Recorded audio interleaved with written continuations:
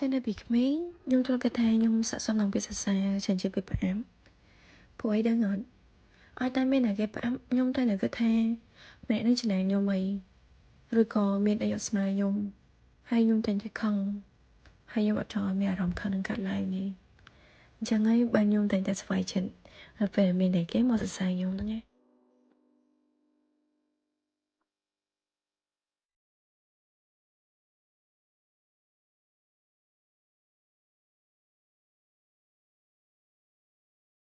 ហើយ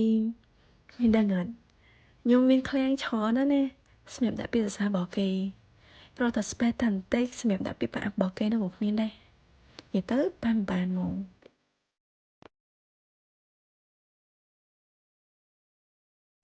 តែឥឡូវដឹងចាស់ហើយដល់គ្នាមិនដឹងអត់មនុស្សដែលធ្លាប់តែសរសើរខ្ញុំនៅចំពោះមុខគេប្រែជាងជាអាក្រក់ពីក្រោយខ្នងរបស់ខ្ញុំហើយមនុស្សដែលធ្លាប់តែប្រអាប់ខ្ញុំគេបែរជាចេញទៅការពារខ្ញុំនៅពីក្រោយខ្នងវិញទាំងអស់ហ្នឹងឯងវាគឺជាមូលហេតុដែលធ្វើឲ្យខ្ញុំគិតថាឲ្យតែមនុស្សសរសើរមិនប្រកាសថាគេសរសើរចេញពីចិត្ត 100% ទេហើយអ្នកដែលប្រអាប់ហ្នឹងក៏មិនប្រកាសថាគេគិតឲ្យខុសពីយើងដែរ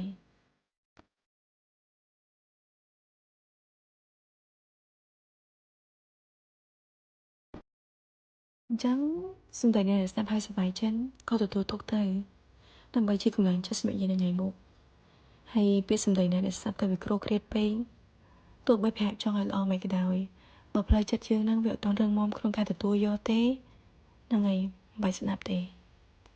ហើយមិនមែនមនុស្សគ្រប់គ្នាដែលសរសើរយើងហ្នឹងសុទ្ធតែស្រឡាញ់យើងទេណាហើយអ្នកដែលតែប្រអាប់យើងហ្នឹងក៏មិនគាត់ថាគេអាក្រក់ដាក់យើងដែរអញ្ចឹង